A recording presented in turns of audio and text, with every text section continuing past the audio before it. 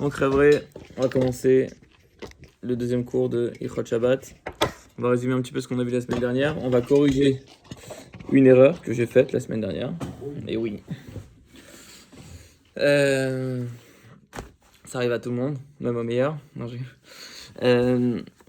ok, donc la semaine dernière, on a parlé en introduction sur le programme de Ilchot Shabbat. Je sais que certains sont sortis un peu confus de ce cours, mais l'idée elle est simple en réalité.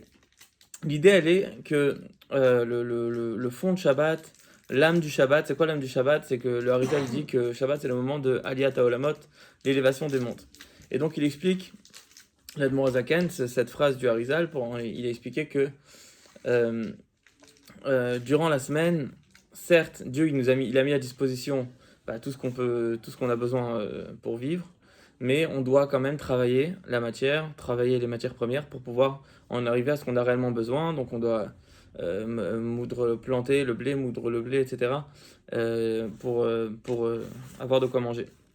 Dans la dimension ésotérique de la Torah, dans la partie chassidoute de la Torah, eh bien, en réalité, on explique que ce travail-là qu'on fait, quand on fait toutes les choses d'après la cache-route, entre autres, vérifier qu'il n'y ait pas de bête, prélever le maaser dans les fruits, etc.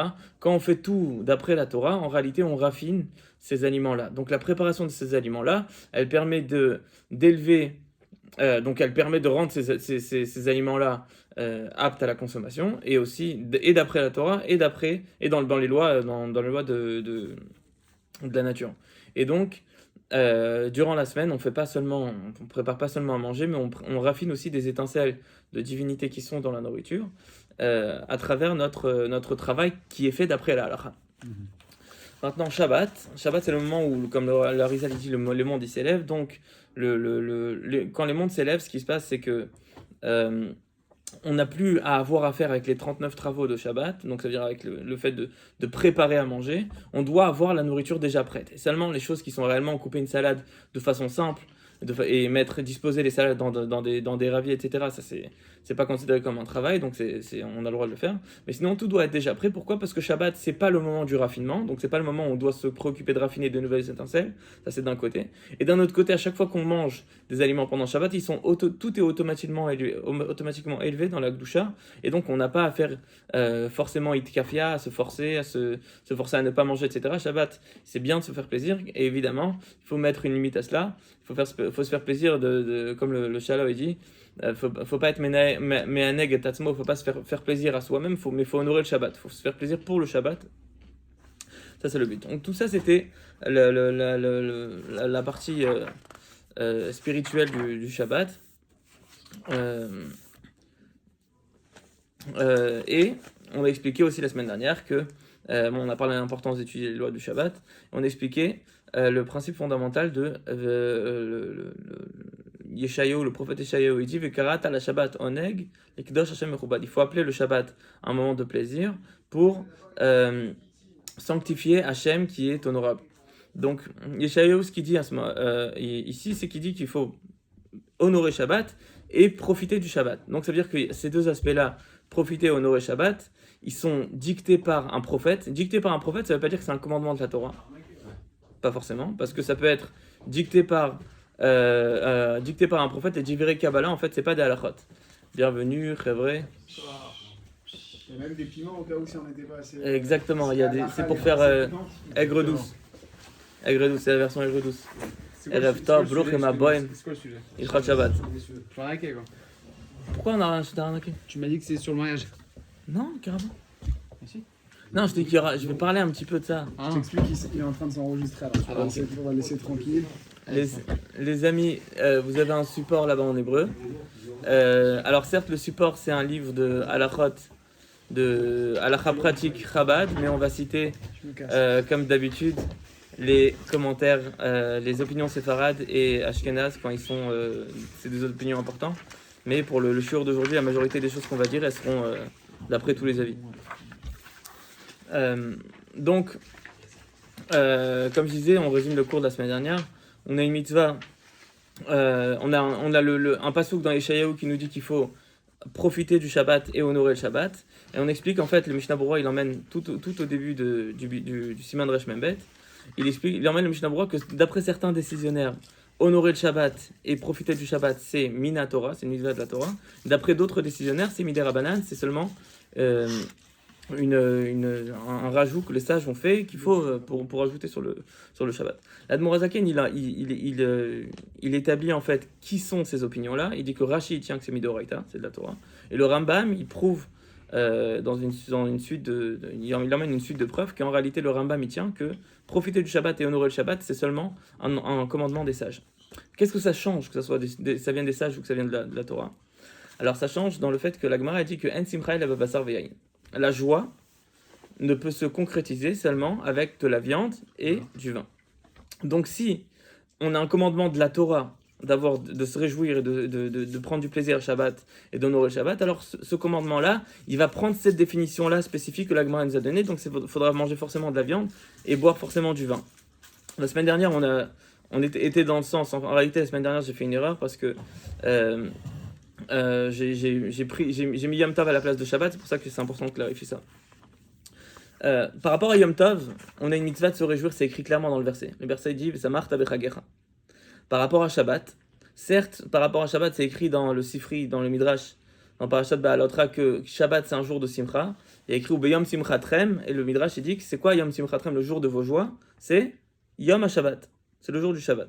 Donc de là, on apprend que Shabbat, c'est un jour de joie. Mais malgré tout, c'est pas... les commentaires, ils expliquent qu'en réalité, c'est pas que Shabbat, c'est un jour de joie qui doit se concrétiser dans le physique, mais c'est une joie spirituelle, en fait. La joie qui doit forcément se concrétiser physiquement, c'est la joie de Yom Tov. Et c'est celle-là dans laquelle on a la mitzvah de manger de la viande et de boire du vin. Donc Yom Tov, moi je suis pas un grand fan de viande, j'aime la viande, je suis d'accord que c'est un plat goûteux. Est-ce que j'ai besoin de me forcer à prendre la viande, entre guillemets forcer, donc c'est-à-dire que de me pousser à trouver l'appétit, si j'ai la flemme de manger quelque chose de lourd, je vais manger quand même quelque chose de lourd pour la mitzvah? Oui, c'est une mitzvah. Est-ce que c'est une obligation? Non. Tous les commentaires ils disent que c'est pas une obligation, le Mishnah Berurah il est clair sur ça, l'Admor Hazaken est clair sur ça. Donc il n'y a pas de doute que Yom Tov, il n'y a pas d'obligation de manger de la viande, mais il y a une mitzvah de manger de la viande. Donc tu vas appliquer la mitzvah de te réjouir à Yom Tov, tu dois manger de la viande. Shabbat par contre, le Rambam il dit clairement que Shabbat, il faut profiter du Shabbat dans tout type de plaisir qui nous est un plaisir. Donc en fait, Shabbat, la mitzvah elle n'est pas de manger de la viande ou de boire du vin, la mitzvah elle dépend de ton type de plaisir. Oui, Rabbi Tzro. Comment une mitzvah ne peut-elle ne pas être une obligation? Une mitzvah, c'est une obligation. Non, alors certes, mais il y a une différence entre selon une mitzvah, c'est un ordre. Une chova, c'est une interdiction de ne pas passer. C'est-à-dire que quelqu'un qui rate le schéma, certes, la Mishnah a dit dans Nida que celui qui a raté le schéma, il fait tchouva et tout de suite sa mitzvah elle est réparée. Celui qui a fait une avéra, même si c'est une avéra quelconque, eh bien la tchouva elle peut prendre plus de temps, des fois il faut attendre Yom Kippour, etc. Donc la réparation de ce manquement il n'est pas aussi important.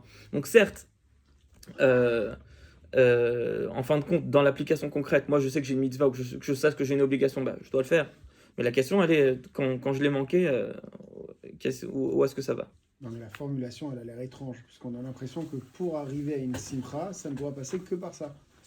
Ouais, alors c'est ça, c'est que c'est faux. Non, C'est dans ça Yom qui est Tov, c'est vrai. Mais toi-même, tu dis, si j'aime pas la viande, comment je peux imaginer que quelque chose qui me fait pas du bien ou que j'aime pas, ça peut être vrai pour Yom Tov, ou vrai pour Shabbat, mais pas vrai pour Yom Tov. Non, la barrière, elle est là. Quelqu'un qui est dégoûté de la viande, il doit pas. Non, alors c'est ça. Les mecs, ils vont plonger 3 heures, si tu veux, je te le dis. Quelqu'un pour qui manger de la viande, il a aucun plaisir à cela parce que la viande, ça le dégoûte. J'ai un ami, son père, c'est un shliach, c'est un chabad, c'est un Yireh Shamayim. Il supporte pas la viande parce que il a de la peine pour les animaux. Et à part ça, il supporte pas, il aime pas le goût de la viande. Il trouve que c'est un goût trop fort. D'ailleurs, Stam, le Torah Moshe, il dit que de base, il fait un diou qui dit que quand la Torah nous donne les aliments qu'on a le droit de manger, les animaux qu'on a le droit de manger, la Torah elle dit elle dit Zot torlu mina behema, ça c'est ce que vous allez pouvoir manger de la behema. Lui il dit, on a l'impression un peu que le passouk qui sous-entend que la viande vaut mieux pas en manger, mais si vous voulez en manger, alors c'est ça que vous devez manger. Vous devez vous restreindre à ça, parce qu'en réalité de base la viande c'est négatif, c'est pour ça que c'était pas obligatoire, c'est pas nécessaire pour le fonctionnement de l'humain. D'ailleurs depuis Adam Arishon jusqu'à Noach, eh bien on mangeait que la nevela, que les animaux qui étaient morts naturellement, par maladie ou qui étaient dévorés par un lion, mais enfin qui étaient tués par un lion du coup, parce que dévorés il n'y a plus grand chose à manger, mais et seulement après on a donné la viande à Noir. Donc c'est à dire que de là il fait un dieu que le Torah de Moshe dit c'est que la viande c'est pas forcément le mieux, mais peu importe. Mais L'idée étant qu'est-ce qui fait de ça que la simcha elle ne passe que et là Bassar Beyaïn. Bassar Beyaïn. Ouais. C'est-à-dire qu'est-ce que lui fera de ça? A priori on a l'impression que Non, alors effectivement, lui, qu'est-ce qu'il dira de quelqu'un dont le corps ne permet pas de manger de la viande, de boire du vin parce que ça le rend malade, eh ben il sera pas tour de cette mitzvah là, il sera Ok, mais dispensé si de cette ça te mitzvah. rend pas malade, c'est juste t'aimes pas. Alors voilà, alors il faut non, alors s'il aime pas, alors ça dépend combien il aime pas. S'il aime pas et que c'est un dégoût, alors il a pas la mitzvah. Ça, on a compris, Et si c'est pas un dégoût, bah, il faut l'appétit vient en mangeant, il faut qu'il se mette en appétit pour accomplir au moins la mitzvah de Yom Tov. Au moins il y a des poskim qui disent un kazait, il y en a qui disent un kabetza, mais peu importe, par rapport à Yom Tov. Et ça va lui amener la simcha. Le fait Et ça, de forcer, ça va lui amener la simcha. Non, parce que c'est pas. Il y a une différence entre forcer et forcer. Si c'est un dégoût, alors forcer ça t'amène pas à Simcha. Mais si c'est quelque chose que t'as la flemme, ou t'as pas envie de te rendre viande pour après Shabbat, ou bien quelle que soit la raison, alors là c'est se forcer d'une bonne façon. Donc là c'est une bonne fin. Donc ça dépend du contexte. T'as eu. D'autres questions? Non, il a honte de son frère. Ok. Je sais pas qu'on n'a pas le droit de dire des questions. Non, mais Simcha.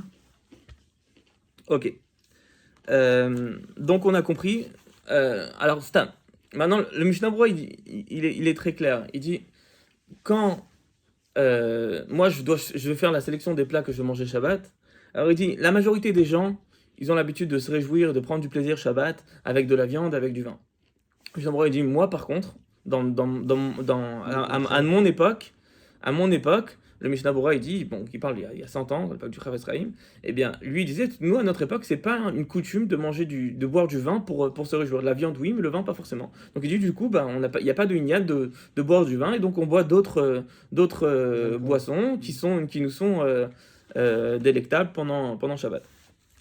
Donc ça veut dire en fait que même si dans la majorité des familles, on est censé trouver de la viande Shabbat et de trouver du vin Shabbat, parce que c'est comme ça que la majorité des gens ils se réjouissent, et aujourd'hui, c'est oui, rentrer dans la société de boire du vin Shabbat et de manger de la viande, mais si Shabbat midi, on n'a pas de plaisir à manger de la viande, ou bien on préfère pas manger de la viande parce que on va s'alourdir, etc., on prendrait plus plaisir à manger un repas chalavi, il n'y a pas de problème du tout de manger un repas chalavi. D'ailleurs, on le faisait une époque chez moi. C'est une question de Minagamakom en fait, tu veux dire? Hein? Alors, les poskim ils disent pas seulement Minagamakom, ils disent Kol echad lefi misgo tronato. Chacun selon son type en fait. C'est-à-dire que si t'es à Strasbourg, tout le monde aime la choucroute et toi tu peux. C'est pas ton style, tu la dégueules pas, mais bon, tu la vomis pas, mais c'est pas ton truc. Fais-toi une petite keila à Kol Tov, y a pas de problème. Il a mangé, il est pas passé, tu vois. C'est pas ça, je sais pas si j'ai déjà goûté de la choucroute. Je sais pas. Ah, tu manges ça. Hein? Ouais, je sais pas. Ça m'a jamais attiré. Je sais pas si j'ai goûté. Peut-être que j'ai goûté, mais je sais pas. Mais par rapport à juste, si tu prends il y a 200, 300, 400 ans, manger de la viande, c'était qu'une élite qui pouvait manger de la viande. Non, alors oui. Les gens, ils mangeaient. Enfin, non, ils n'avaient pas les moyens de manger ils mangeaient très peu, tu vois. Peut-être pas autant en quantité. Déjà, ça dépend des époques. C'était pas il y a 400 ans. Tout dépendait du matzav, de la situation de chacun, quoi. Il y a des époques, il y avait des âges d'or dans le judaïsme où tout le monde avait de la viande. Mais l'idée, elle est que chacun essayait d'avoir de la viande. Et d'ailleurs, par rapport à Yom Tov, il y a toute une ribambelle de poskim, de décisionnaires qui discutent est-ce que ça suffit de manger de la viande de volaille ou il faut manger de la viande d'animal, de la viande du bacard, du bœuf, etc. Mais ça, c'est par rapport à Yom Tov. Par rapport à Shabbat, écoute, s'il n'y a pas. Yom Tov, c'était une mitzvah. Shabbat, trouve ce que t'as. Trouve tout ce que t'as. Hein, je parle pas d'aujourd'hui, je te parlais à 400 ans. L'idée, elle est que prends tout ce que t'as pour te faire plaisir. Shabbat, si tu peux avoir de la viande, tant mieux. Si tu peux pas avoir de la viande, tant pis. Et par rapport à Yom Tov, t'as une mitzvah. Une mitzvah, c'est on essaie encore plus de trouver le plaisir dans la mitzvah que la Torah elle a définie. Mais si t'as pas le moyen de faire la mitzvah, t'as pas les moyens. D'ailleurs, on va en venir par rapport Des fois, on te demandera de vendre ton habit pour Alors, pour voilà. faire des mitzvot. D'accord. On va pas s'arrêter sur toutes les ventes. On va pas s'arrêter sur toutes les choses qu'on peut faire pour avoir le repas, mais on va s'arrêter sur ce qui est discuté dans Siman Resh Mem Bet. Ok.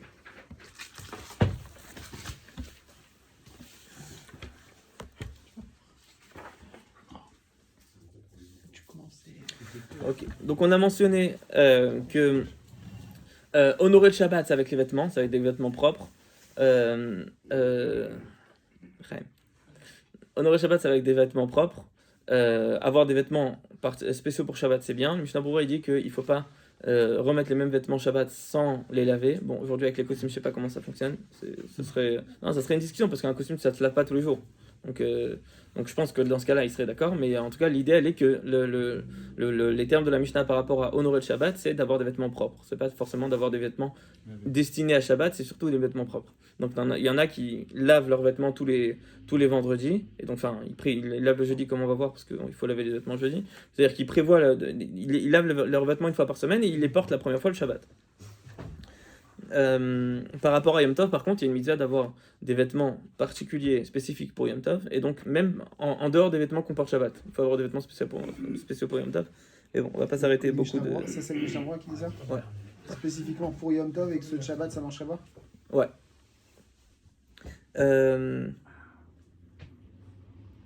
Ok. Donc, il y a une partie du plaisir de Shabbat, c'est le sommeil.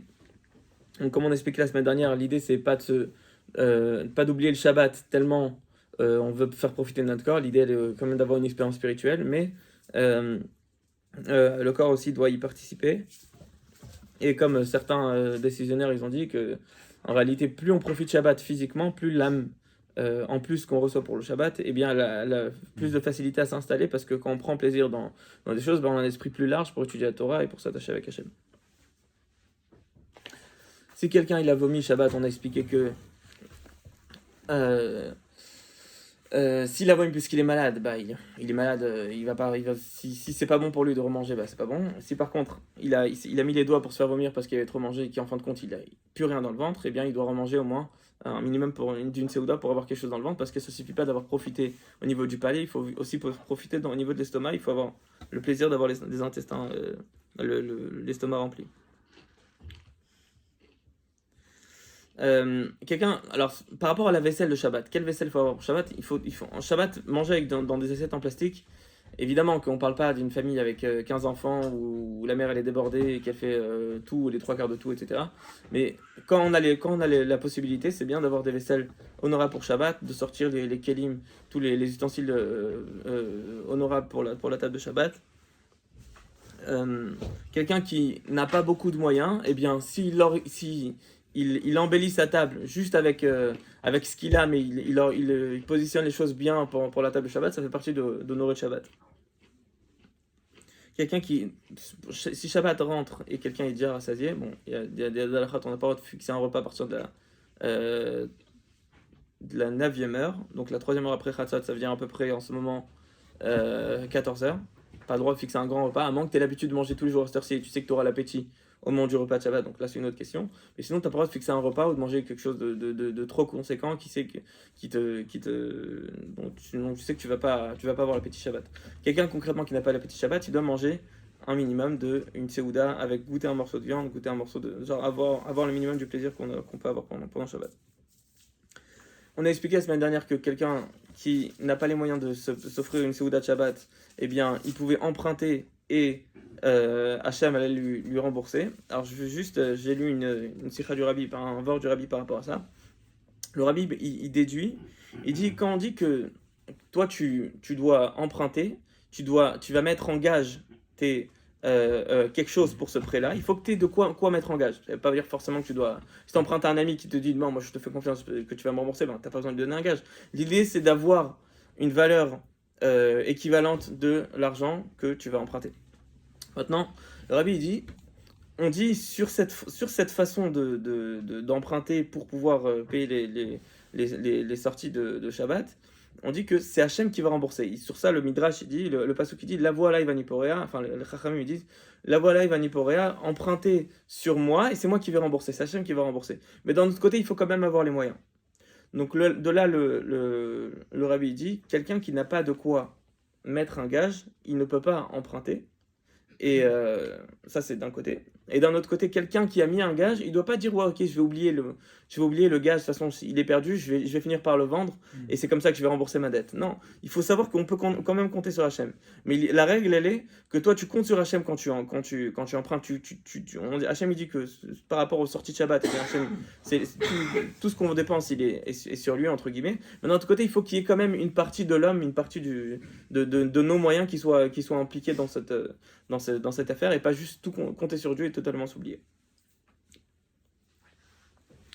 Le Sha'ar HaTziyun, le Mishnah Berurah, il écrit quand même que tout dépend des circonstances. Quelqu'un qui sait que il a de l'argent qui court, c'est juste qu'en ce moment il est dans une période un peu creuse et donc il n'a pas trop d'argent pour avoir les sorties Shabbat, même s'il n'a pas de gage pour emprunter, même s'il n'a pas de gage pour emprunter, bien malgré tout, il peut emprunter parce qu'il sait que voilà, les affaires vont tourner et donc il va finir par avoir de quoi acheter. Par rapport à honorer le Shabbat, on dit qu'il faut honorer le Shabbat un maximum. Quelqu'un qui n'a pas d'argent, et qui vit sur la tzedaka. Alors, la règle, elle est comme ça. La première semaine dans laquelle tu vas prendre de l'argent de la tzedaka, à l'époque, il y avait deux types de caisses. Il y avait la caisse de la ville, qui était une caisse extrêmement réglementée, parce que c'était une caisse à peu près obligatoire où chacun devait donner de l'argent. Il y avait des règles à chaque fois. La ville, elle est prioritaire, etc.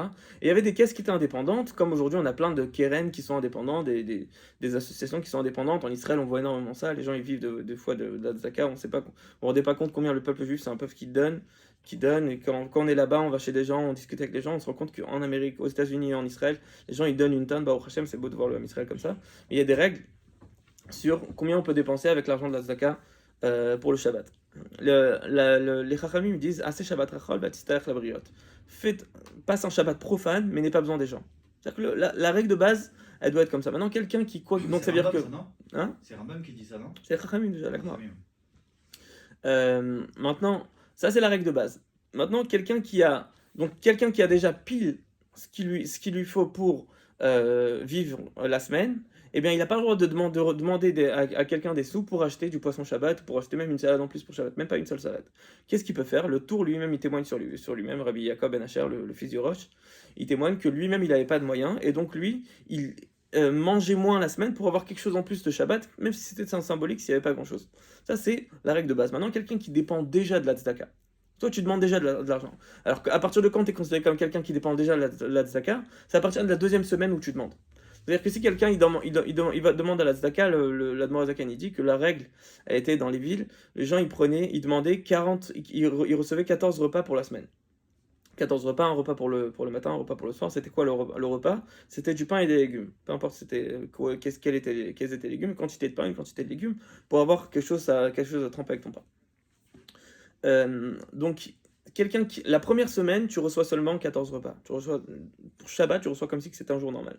La deuxième semaine, vu que toi, tu es déjà considéré comme quelqu'un qui dépend de la tzedaka, donc du coup, c'est pas que ton Shabbat, tu vas demander de la tzedaka juste pour vivre ton Shabbat. Tu demandes de la tzedaka anyway pour vivre ta semaine.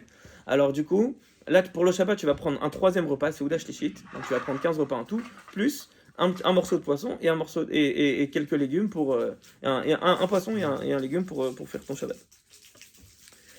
Si quelqu'un y reçoit, donc ça c'est quand tu vides la caisse de la vie.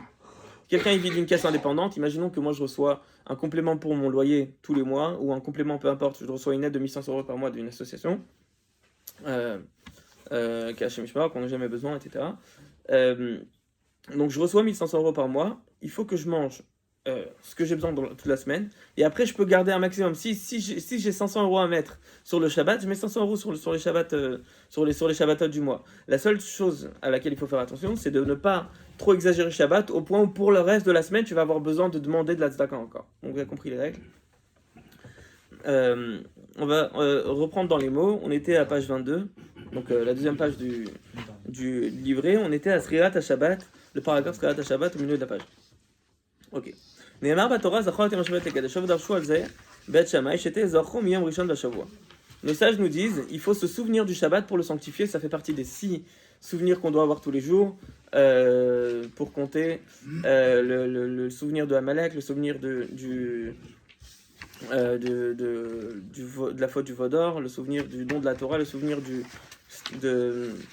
le statut qu'on avait devant le Mont Sinaï, le fait qu'on se soit tenu devant le Mont Sinaï, donc le souvenir du Shabbat, le souvenir d'Amalek, le souvenir de Myriam qui a été punie à cause du Lashon Hara. On est sorti de Mitzrayim aussi. Ouais, Nachon. Souvenir de la sortie d'Égypte. Donc ça, c'est à peu près les souvenirs qu'on doit avoir tous les jours.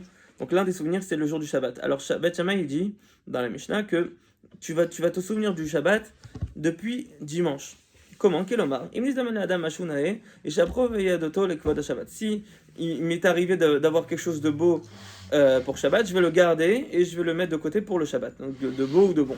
ואמרו על שמאי הזקן שכל ימיו היה אוכל לכבוד שבת, כשנזדמן לו בהמה נאה היה לו לוקחה ואומר זו לשבת, וכשהיה מוצא טובה ממנה היה קונה אותה ואוכל את הראשונה ביום חול, כדי שהיפה תהיה לכבוד שבת. On dit que Shammai Hazaken, donc Shammai le fameux Beth Shammai, le fameux Tana de la Mishnah, toute la semaine, il mangeait pour le Shabbat, parce qu'à chaque fois qu'il trouvait un animal qui était gras et beau et appétissant, il le gardait, il disait celui-là on va le garder pour Shabbat, et s'il trouvait un animal plus beau entre-temps, eh bien il mangeait le précédent et il gardait le nouveau qu'il venait de trouver pour le Shabbat. ואף הלל הודה, הלל הזקן הודה שמה נכון לעשות כמעשה שמאי. אף שלהלל הייתה מידה אחרת, שהיה אומר ברוך השם יום יום ימוש לנו צורכנו, שהיה בוטח בשם שוודאי יזמין לו לשבת מנה יפה מכל הימים. Alors en général, la Gemara elle dit Beth Shammai bimkom Beth Hillel et la Mishnah.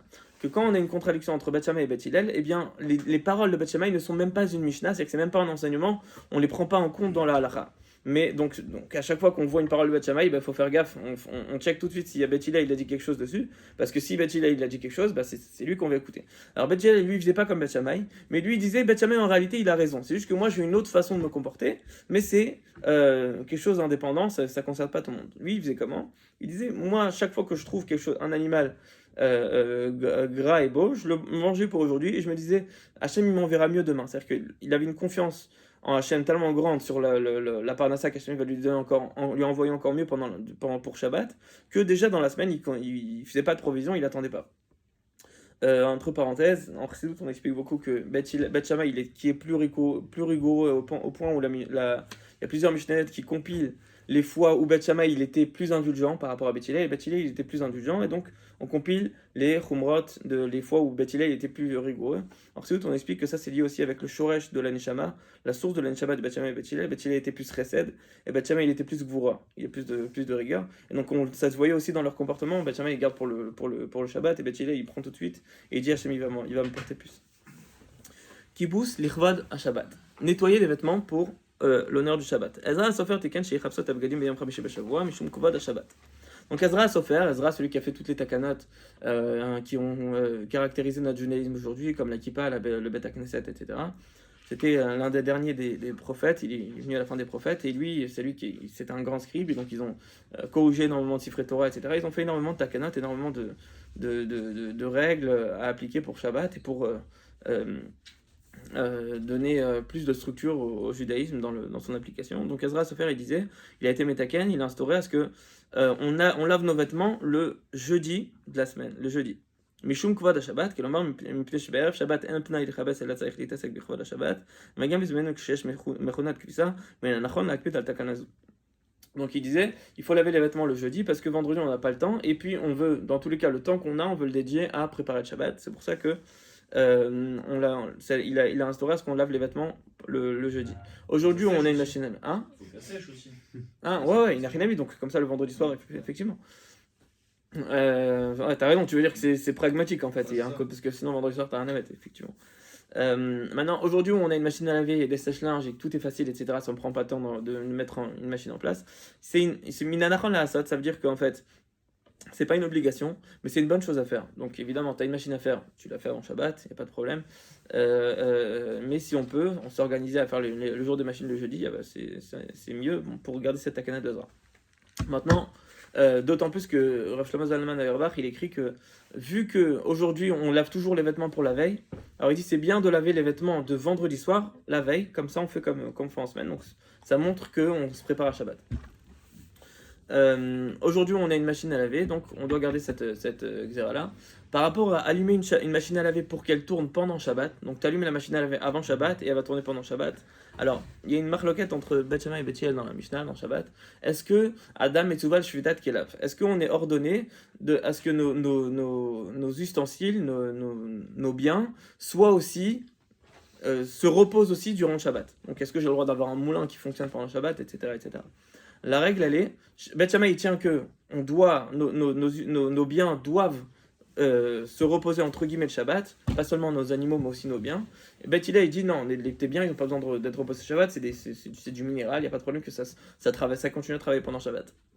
Donc en soi, il n'y a pas de problème d'avoir une machine que tu as activée avant Shabbat qui fonctionne pendant Shabbat. Le problème, c'est que ça se passe dans ta maison. Et tout ce qui se passe dans ta maison, ça crée une ambiance non shabbatique. Et c'est pour ça que les Chachamim ont instauré est-ce qu'il faut s'éloigner de Ouvdin, Bechol, tout ce qui se fait la semaine. Donc, à la même idée que allumer la télé avec la minuterie, c'est pas shabbatique, la radio avec la minuterie, c'est pas shabbatique. Même par rapport au réveil, les postes qui me disent qu'il faut avoir un réveil qui ne sonne pas comme un téléphone, parce qu'il faut que ça sonne comme un réveil qui est automatique et qu'on puisse pas s'imaginer que en fait tu l'as réglé et que tu vas l'éteindre pendant Shabbat, etc.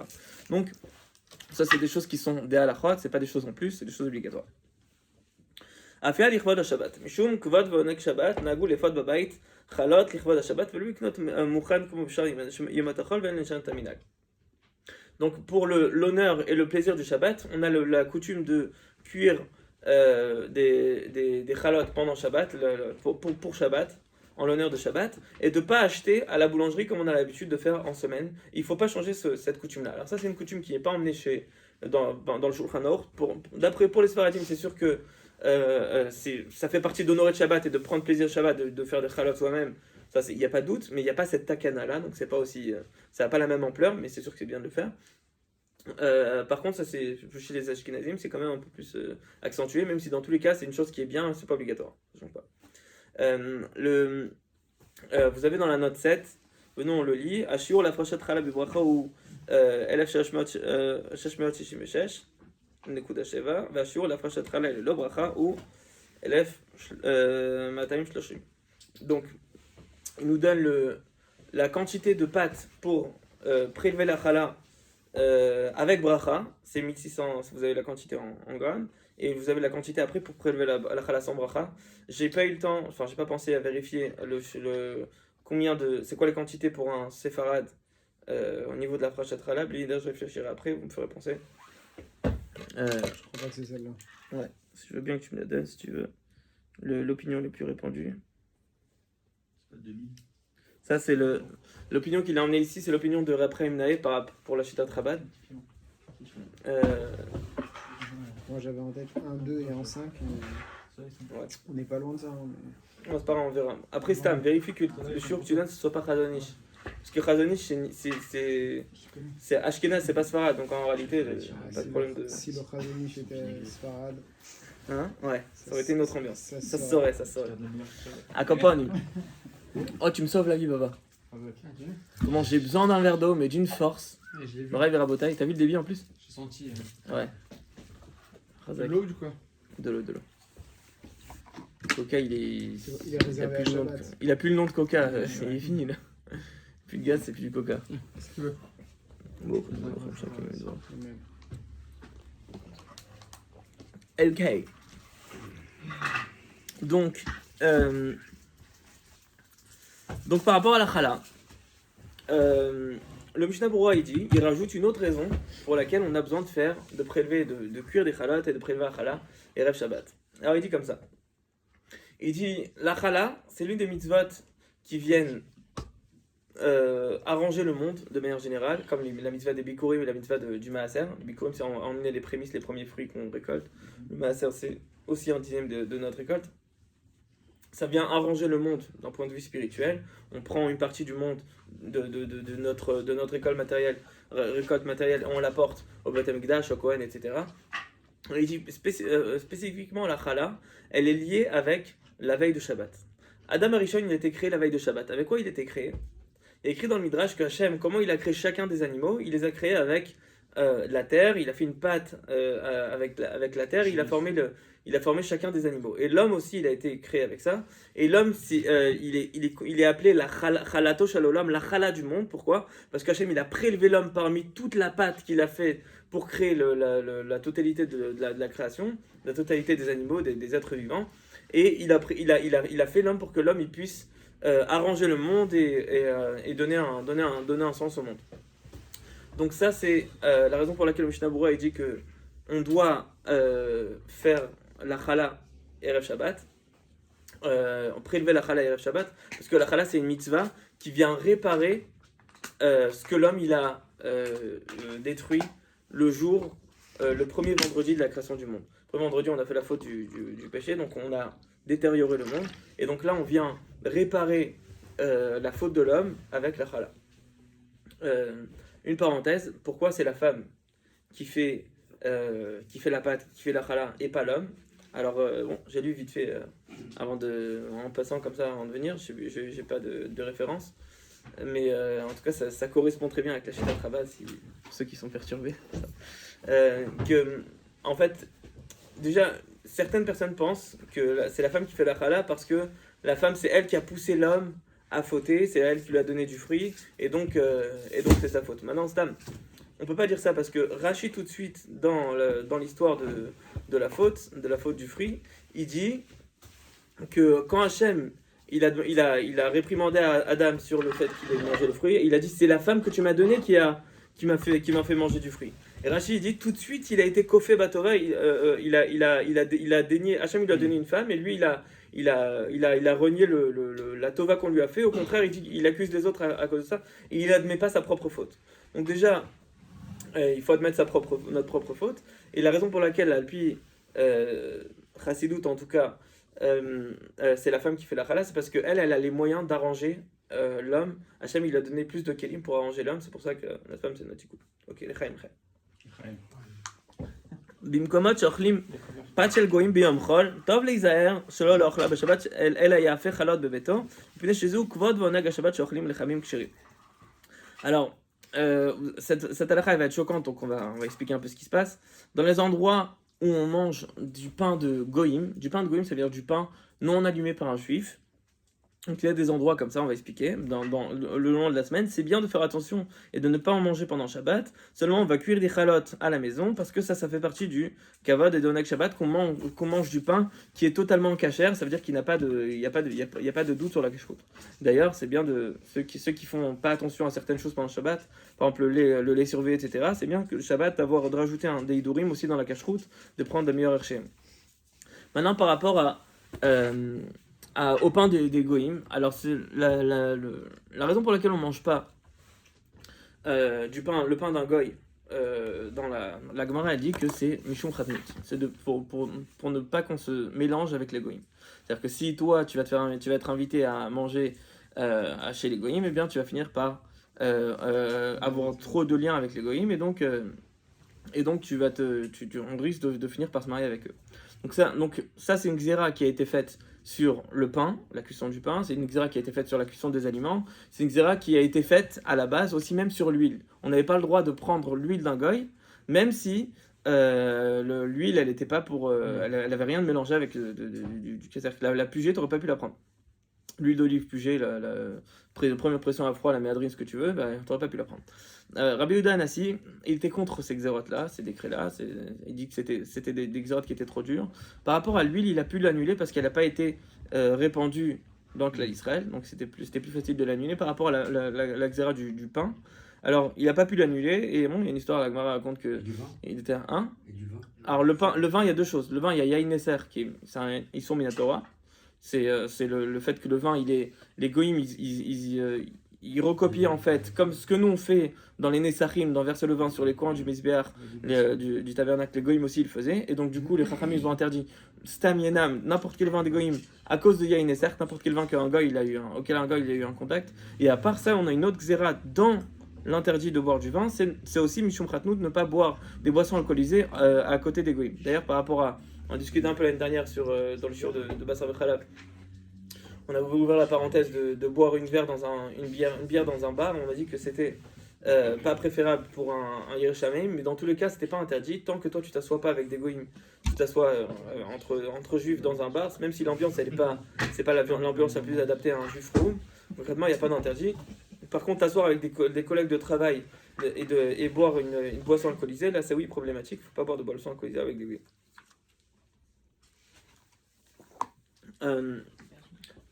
Maintenant, les deux xérotes, Toutes les bières sont cachères.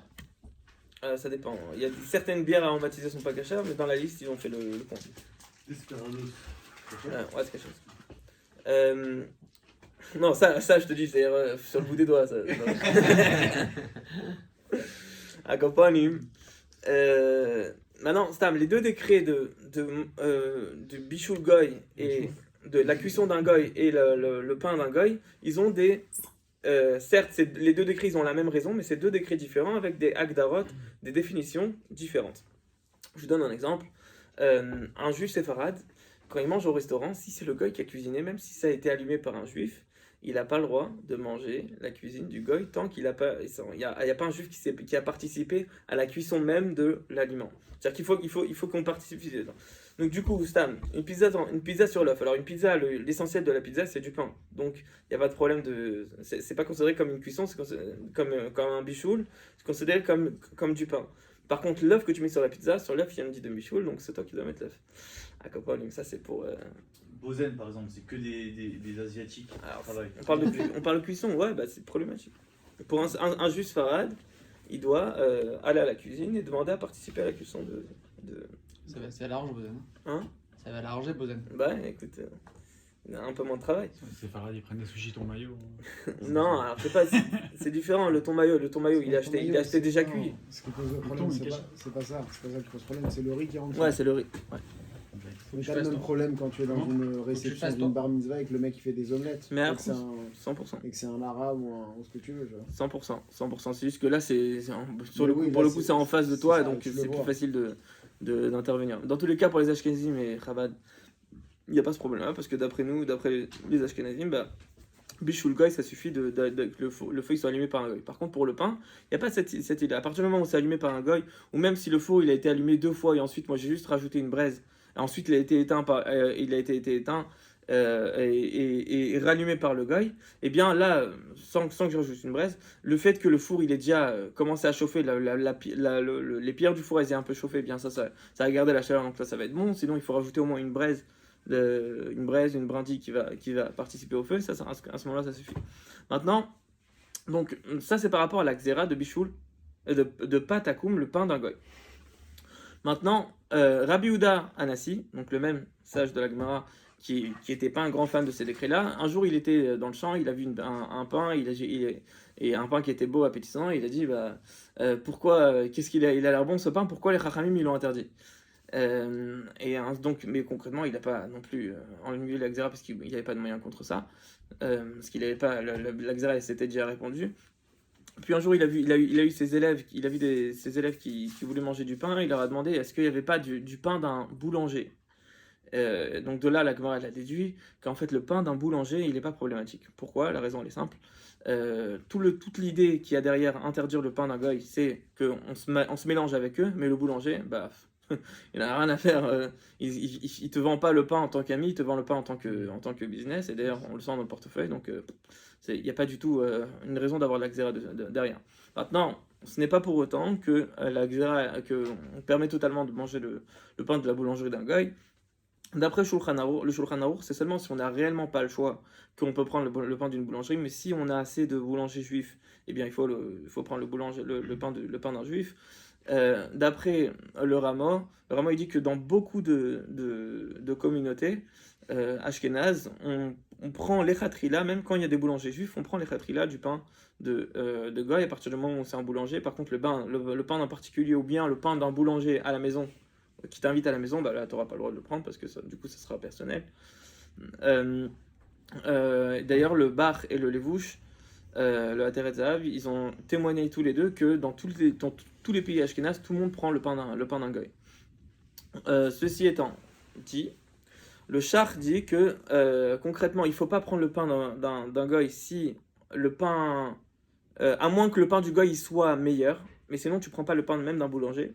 Ça c'est par rapport aux ashkenazim. Concrètement. Du coup, donc, maintenant on comprend en fait la halakha. Vu qu'on a des coutumes différentes par rapport à prendre le pain d'un boulanger, du coup, Shabbat, il faudra, tout le monde doit être makpid, doit faire attention de prendre le pain, du pain qui a été cuit par un juif. Chez Chabad, même quand on est en vacances et on n'a pas de pain, c'est une midat chassidoute que Chabad on a pris sur nous. C'est une midat chassidoute qui est emmenée dans plusieurs poskim, entre autres le Darkei Tshuva de Munkacher Rebbe. Mais nous on ne prend pas le pain d'un non-juif, quoi qu'il arrive, même si on est en vacances, on n'a rien à manger, tu prends des galettes de riz, tu prends ce que tu veux, mais tu ne prends pas du pain cuit par un goy. Quand on veut faire allumer une boulangerie en tant que juif, alors il y a des conditions à respecter, en réalité c'est pas si simple. À l'époque les recettes c'était pas très sophistiqué, donc c'était beaucoup plus simple de vérifier les ingrédients et le four, de toute façon c'était des fours à bois qui se cachérisent presque instantanément par le fait même qu'il y ait le feu à l'intérieur. Aujourd'hui c'est pas si simple, il faut nettoyer un four avant de le cachériser, donc c'est plus compliqué. Il y a des baguettes qui sont moulées, donc ça c'est la première chose à demander, c'est est-ce que les baguettes sont moulées. Troisièmement, plus les recettes sont sophistiquées, plus le pain il risque d'avoir des problèmes. Il peut y avoir des problèmes de toutes sortes de shuman, de gras, de graisses animales qui vont être à l'intérieur. Il peut y avoir des problèmes d'enzymes qui sont en fait des intestins d'animaux, des bactéries animales qui sont mises dans le pain pour aider à la levure. Il peut y avoir des levures qui ne sont pas cachées pour plein de raisons. Donc aujourd'hui, il faut avoir un minimum d'expérience dans la halakha pour pouvoir venir et allumer une bougie dans une boulangerie goy pour s'assurer qu'il n'y ait pas de problème. D'ailleurs, quand on était en Corse, et on avait un gros problème, c'est parce que tous les pains, la majorité des boulangeries, ils font des pains baguettes dans les mêmes fours, ils cuisent du pain à la viande. Donc, c'était un grand problème en Corse qu'on avait. À Campagne. C'est le pain, les médonotes, ouais. Hein? C'est tout ce qui est médonotes. Motzi mezonot, ouais. Motzi mezonot. Peu importe, à partir du moment où c'est du pain.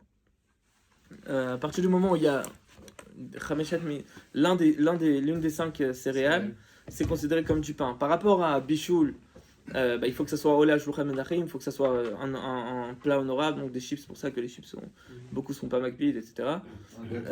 À partir du moment un gâteau, il faut que ça soit pâte Israël. À partir du moment où il est cuit, il est cuisiné, parce qu'il y a l'une des 5 céréales à l'intérieur. La raison pour laquelle les granolas par exemple c'est ok, c'est parce que c'est pas cuit sous forme de farine, c'est comme les granolas c'est Adama d'ailleurs, c'est pour ça que c'est pas un problème, sinon ça aurait été un problème. Regarde, les macarons, il n'y a pas de gluten dedans. Alors il n'y a pas de problème il peut ne pas y avoir de problème de pâte Israël. Après est-ce qu'il y a un problème de bichul Israël? Non, je pense pas en fait. Ouais, non, c'est bon. Ok. Non, remarque, Donc tu peux aller chez la durée. Taïb. Weiter gefahren. Ashkama, ah oui. Machale Seudat HaShabbat. Les aliments du repas de Shabbat. Jusque-là, ça va, Khavé? Ouais, il n'y a rien de compliqué. Toute la terre là. D'abord. Ah, peut-être. Je vous apprends ce que vous avez le droit, ce que vous n'avez pas le droit. Stam que moi, je pense que j'ai appris plus de choses que je pensais qui étaient interdites Shabbat. Et en fait, elles étaient permises que l'inverse. En étudiant Shabbat. Après, ça, c'est quand tu connais déjà une base. Si tu connais rien, effectivement. Donc, vous évaluez le cours selon vos connaissances initiales. Ça fait plaisir. Akoponi, ouais. Akoponi. Machale Seudat Shabbat. Seudat Shabbat. Gamishen Dav Sharuto Larbat Machale Shabbat. Tov Lizar Shiye Lo Minimum Shne Tafshin Seudat Shabbat. וכן טוב להיזהר לאכול דגים בכל סעודת שבת, אלא אם כן הדגים מזיקים לו או ששונאם. Donc celui qui n'a pas les moyens d'avoir beaucoup d'aliments pendant Shabbat, etc., eh bien, il est bien de faire attention d'avoir au minimum 2 plats Shabbat. Alors 2 plats de Shabbat, les exemples de plats qu'on trouve dans la Gemara, c'est des plats de betterave ou des plats de tête d'ail, littéralement, je traduis littéralement, la tête de l'ail, qui étaient des plats honorables à l'époque de la Gemara. Donc ça, c'est un plat, a priori, c'est pas forcément de la viande ou du poisson, c'est tout plat qui est honorable dans le pays. Donc une quiche, ça peut être tout à fait honorable, ou pas toutes sortes de plats que vous voulez. Donc il faut avoir un minimum de plats pour Shabbat. D'ailleurs, si quelqu'un a l'habitude d'avoir 2 plats, de manger 2 plats tous les jours de la semaine, il faudra rajouter au moins un plat pour Shabbat. Et Shabbat Rosh Chodesh, il faut rajouter encore un nouveau plat, un 3e plat, un plat en plus par rapport au Shabbat habituel. On a aussi, c'est aussi bien de manger du poisson dans tous les plats du Shabbat, dans chacune des Seouda de Shabbat. Donc, Seouda vendredi soir, Seouda Shabbat midi et Seouda Shlishit. Bon, on va expliquer pourquoi.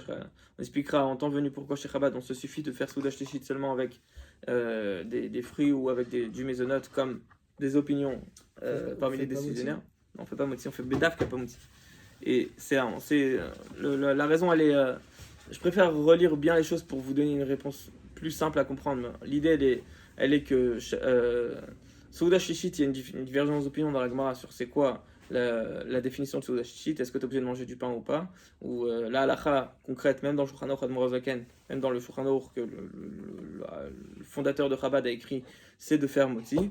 Mais ce qu'il a demandé à faire Orsidim eux-mêmes, c'était que comme le moment de la fin de Shabbat, c'est le moment de Ravad et Ravin qui est écrit dans le Zohar, c'est un moment très élevé, on ne veut pas passer ce temps-là à faire profiter notre corps, on veut passer ce temps-là à faire profiter de la Neshama. C'est pour ça qu'on étudie Chassidut à ce moment-là, c'est un moment propice pour étudier Chassidut. Et donc on est yotzei des chova de Seuda Shtishit seulement d'après des autres opinions qui ne sont pas retenues dans la halakha, mais comme de temps en temps on voit que on a mis en avant un décisionnaire parce que la Kabbalah, parce qu'on est très sensible à la Kabbalah chez tous les poskim chassidim, et des fois le Shulchan Aruch aussi le fait, parce qu'il est, même si des fois en général, en temps normal, il aurait peut-être posé comme le Rambam et le Rif, des fois, si la Kabbalah elle va dans l'autre sens, il peut avoir une tendance d'aller vers les poskim ashkenaz, etc. Donc là, dans ce cas-là, comme la Kabbalah elle va dans un autre sens, on tend vers là-bas. Non, ça s'explique plus, il y a de quoi discuter, mais c'est pas exactement le moment. Attends, Mendel, tu fais manger 3 repas, comment il s'appelle? Non, ça c'est la Gemara, ça. La question c'est, il y a une divergence d'opinion sur comment tu définis le troisième repas. En tous les cas, si après le Shabbat midi, après le repas de Shabbat midi, t'as pas goûté quelque chose au minimum en tant que Seuda Shtishit, t'as manqué une Seuda Shtishit, et même pour un Shabbat, t'as manqué un manger deal. un morceau de quelque chose, faut manger quelque chose. Voilà, on a l'habitude de goûter des fruits ou des mésonotes. Donc maintenant, on a l'habitude de manger. Enfin, le Harizal il dit qu'il faut manger du poisson à chacune des Seouda de Shabbat. Alors, j'explique. Il dit à part si quelqu'un, si ça lui fait du mal ou qu'il déteste réellement le poisson, donc dans ce cas-là, alors il ne mangera pas de poisson. Alors le Harizal il explique que comment ça se fait qu'on mange d'Afka du poisson. Alors il dit parce que les poissons ils ont été bénis le 5e jour de la semaine, le jeudi. Ils ont été bénis les poissons. Ensuite le 6e jour, l'homme il a été béni. Et le jour du Shabbat a été béni. Donc le jour du Shabbat a été béni. Donc du coup, quand on mange les poissons 3 fois, on rappelle la triple bracha qui a été mentionnée le jeudi, vendredi et Shabbat. Et donc c'est à l'image de ce symbole-là qu'on mange du poisson Shabbat pour se rappeler de la bracha aussi du jeudi et pour compiler les 3 brachas. La viande, elle a été bénie quand? Elle n'a pas été bénie la viande? Non, c'est d'Afka les poissons, c'est les seuls animaux qui ont été bénis. C'est le Pérou, Verou. Hein? Puis Au milou, non, ça c'est l'homme. C'est quoi le Bidgat Ayam? Urdu Bidgat non, ça c'est l'homme aussi. C'est quoi la bracha des poissons? Quelqu'un a pas sous en tête. Ok, l'homme Chanel. Yosef. Non, ça c'est plus tard. Akoponim. Donc, Stam que l'Admorazaken il écrit même que si quelqu'un il a pas assez de poissons pour les 3 Seudot, eh ben, il doit garder le poisson qu'il a pour Seuda Shlishit parce que Seuda Shlishit c'est le moment le plus important pour manger du poisson d'après la Kabbalah. Ça j'ai pas vu dans le Harizal pourquoi. Et quoi d'autre, il faut lui dire encore un point. Oui, et le Mordakin clarifie aussi que manger du poisson, c'est pas une mitzvah d'Oraita. Il y a un posek qui écrit c'est une mitzvah d'Oraita. Alors il prouve, il emmène des preuves comme quoi non, c'est juste c'est une mitzvah minamoufrar, c'est mieux de manger du poisson Shabbat, mais c'est pas une obligation. Donc toi tu dois retenir Shabbat. Mieux que la viande? Hein? Mieux que la viande? Alors la viande, on a dit que ça dépend des habitudes et des goûts. Et à ce niveau-là, les goûts et les couleurs ne se discutent pas. Mais le poisson, d'après la Kabbalah, c'est comme si c'était une mitzvah. Donc tant que ça ne te dégoûte pas, il faut que tu prennes. D'après la Kabbalah. Donc c'est mitzvah minamoufrar. Ok. Mitzvah minamoufrar, ça veut dire que c'est une mitzvah préférable. C'est pas une mitzvah obligatoire, c'est une mitzvah préférable. Ok. Im shalchu l'adam davar ma'achal k'sherach lanu b'shabbat midat chassidut il yishamro le'ochlo b'shabbat aval minadin en isur le'ochlo kodem b'shabbat. Si on a envoyé à quelqu'un des aliments pour qu'il les mange pendant le Shabbat. Donc on m'a envoyé une boîte de chocolat, on m'a dit tu les mangeras au Shabbat. Alors on n'a aucune obligation de les manger Shabbat parce que dans tous les cas, celui qui donne, il donne Baïn Yafa, il donne pour faire kiffer, etc. Donc peu importe, il va te pardonner si tu les as pas mangés pendant le Shabbat. Mais c'est une midat chassidout, c'est un bon comportement de les garder pour le Shabbat. Ashkamal Tzorka Shabbat. L'olam Eshkim Adam.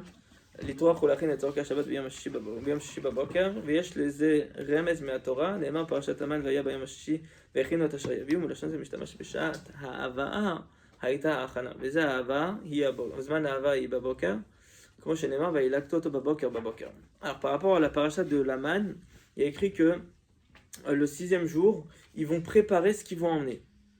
Alors ils vont préparer ce qu'ils vont emmener, nos sages disent que quand est-ce que tu prépares quand est-ce qu'il préparait la manne au moment où il l'emmenait. Alors la cueillette de la manne, la cueillette du pain du ciel qui était au pas de nos portes tous les matins si on était méritant, sinon c'était ça pouvait être même juste à l'extérieur du camp, etc. C'est selon le niveau de chacun. Mais la cueillette de la manne était faite le matin. Et donc on nous dit, vous allez préparer ce que vous allez emmener. Et donc nos sages disent, préparer ce qu'on emmène. Donc je prépare au même moment que j'emmène. Et du coup tu prépares quand ? À l'heure où la manne elle arrive. À quelle heure la manne a été livrée ? Le matin. Du coup il faut commencer les préparatifs de Shabbat le matin.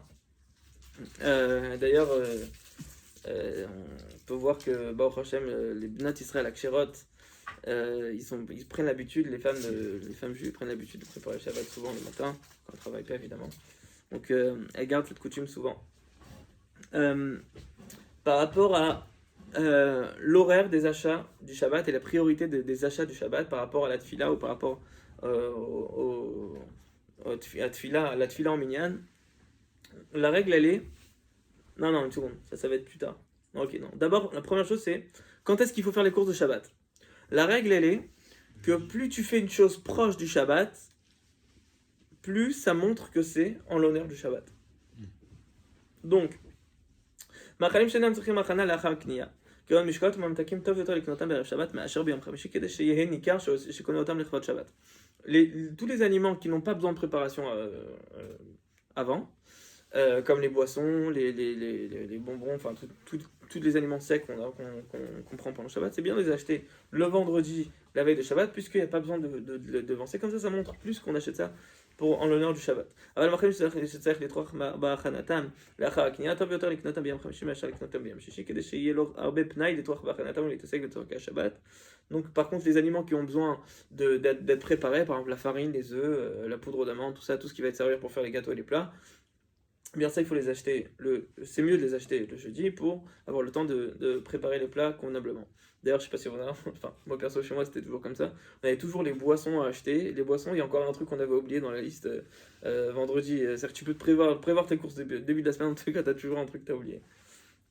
טוב לומר על כל דבר שקונה, זהו לכבוד שבס, לכן כל מה שטוב ועושה לחשוב שעושה זאת לכבוד השבת. Donc c'est bien de dire sur chaque chose qu'on fait pour le Shabbat, zéou likvot Shabbat, c'est pour l'honneur du Shabbat. Et pareil, quand on prépare quelque chose pendant longtemps, eh bien avoir en tête que ça c'est pour honorer le Shabbat. D'ailleurs vous pouvez vous mettre une petite playlist ambiance Erev Shabbat, comme ça vous êtes par matzev. הקדמת קניות השבת ללימוד ולתפילה, צריך להקדים את קניותיו לשבת לפני לימוד ולפני תפילה. אם לאחר הלימוד או לאחר התפילה יש חשש שלא ימצא מצרכים לשבת, ויקרא קריאת שמע בזמנה לפני הקנייה, ואף על פי שייתכן שיאחר להתפלל ויעבור על זמן תפילה בגלל הקניות, בכל זאת יתירו להקדים משום שאיחור זמן תפילה הוא רק חשש. מצווה זו של הכנת צורכי שבת הוא יעבור בוודאי אם לא יקדים. Donc il dit comme ça. Quelqu'un qui risque de rater les meilleurs fruits et légumes au marché, s'il va prier d'abord, eh bien, il fera schéma sur place, parce que schéma, l'heure elle passe, et tu as du risque de le rater, c'est une mise de Horaïta, donc ça ne faut surtout pas que tu le rates. Donc tu fais d'abord ton schéma, parce que tu n'as pas le droit de te préoccuper de quoi que ce soit avant de faire le schéma. D'ailleurs, c'est pour ça qu'on n'a pas le droit de manger avant le schéma. Même nous, Rabat, qui mangeons un petit maison avant la tefila pour avoir plus de force pour prier, comme il y a une takana du Rabbi Rachab, etc. Mais malgré tout, il faut quand même faire schéma minimum. D'ailleurs, il y a des machmerim qui font schéma d'Afka avec les tefilines, donc du coup, ils mettent les tefilines avant, ils font schéma, manger maisonnote, et après ils font la tefila. Ça, c'est comme ça que Rav Porkash en Argentine faisait. Ouais, On Il y fait a les les zonotes neuf dans avant le- la tefila? ouais, c'est une takana du Rabbi Racha parce On a que pas les tefs, il y a plusieurs personnes qui étaient, dont sa fille, qui devenaient malades parce qu'elle mangeait pas avant de prier. Donc il a dit que le dor il est khalash et donc il a été metaken avec une équipe il faut manger mezonot avant la tefila. Quelqu'un qui sait que il a du mal. Ah, il y a Yom Yom qui dit ça. Hein Quelqu'un ouais, qui d'accord, dit ça qu'on- emmenait dans Yom Yom, bien sûr. Quelqu'un qui sait qu'il a du mal ou tout le monde? C'est-à-dire En aujourd'hui, réalité, il a mis ça sur tout le monde parce qu'il dit que le dor il est khalash et les chassidim ils sont sortis avec le slogan vaut mieux manger pour prier que prier pour manger. Reine. Mais c'est juste que tu fais les prières du matin, tu fais schéma, et après tu fais maisonnette, et après tu. Non, dans la prière du matin, t'as schéma. T'es quitte du schéma à ce moment-là. Si toi, tu veux manger maisonnette avant la tefila, Ouais. et donc sur ça, tu peux compter sur la Rabbi Racha, même si t'es Sfarad, eh bien, tu fais schéma avant de manger maisonnette, et après tu manges maisonnette, et après tu fais ta tefila. Parce que t'as pas le droit de manger quoi que ce soit avant d'avoir accompli la mitzvah de la Torah. Comme le loulav à Sukkot, t'as pas le droit de le manger avant de faire le loulav ou le shofar Rosh Hashanah. Mais tes brachot, tu les fais avant quand même. Évidemment, c'est quoi qu'il arrive. Ça, c'est la question. Qu'il arrive. Les brachot, quand je dis la prière, je voulais dire les brachot, ok, ouais. Donc, moi je sais que je risque de rater le marché. Qu'est-ce que je fais? Attends, on finit dans 30 secondes. Je vais d'abord au marché. Je fais d'abord le schéma. Je vais au marché pour ne pas rater les courses. Et ensuite, alors il dit, c'est possible que je vais rater l'heure de la tefila. On sait très bien que l'heure de la tefila, c'est pas à Khatzot, c'est avant. Donc les semaines de tefila qu'on peut trouver sur Kaji tous les jours. Eh bien, certes, tu vas peut-être rater le Zman Tfila si tu fais tes courses, mais il dit le Zman Tfila, c'est de peur qu'on oublie de faire la Tfila. Mais en réalité, la Tfila, elle est cachère, elle est valable jusqu'à Khatzot, jusqu'à la moitié de la journée. Du coup, on te dit, ne rate pas les courses de Shabbat parce que ça, c'est quelque chose que tu vas rater de façon plus sûre. Et donc, mets en avant les courses de Shabbat, ensuite tu feras ta Tfila. Au plus tard, tu feras après le Zman Tfila, c'est pas grave. Et le schéma, dans tous les cas, tu le fais avant. Juste une parenthèse, le Rambam il dit que quelqu'un qui est assouk betzorke mitzvah, quelqu'un qui est préoccupé dans des mitzvahs, eh bien, il peut repousser la tefila toute la journée, tant qu'il est préoccupé de ces mitzvahs-là. Rambam me fourrage. Préoccupé ou qui étudie? Hein? Il est préoccupé ou qui Non, étudie? qui est préoccupé. T'as pas le droit d'étudier une souga avant la tefila. Parce que justement, il faut pas que tu oublies ce tefila. C'est autre chose. On parle de quelqu'un qui a soufflé de sortir mitzvah, une mitzvah qui est obligée d'être faite maintenant. Genre cimetière, quand tu dois aller compléter minyan. Par exemple. Dans tous les cas, l'Admorazaken il rajoute, il dit si le tzibour il prie à une certaine heure, il faut pas rater le tefila avec tzibour parce que ça c'est quelque chose que tu vas rater pour sûr. Donc, dans tous les cas, tu pries. Si tu as une tefila avec un minyan, d'abord tu pries avec le minyan et après tu réfléchis pour aller faire tes courses. L'Echaim, Shkoyach, Hatzloch et Naam. D'accord.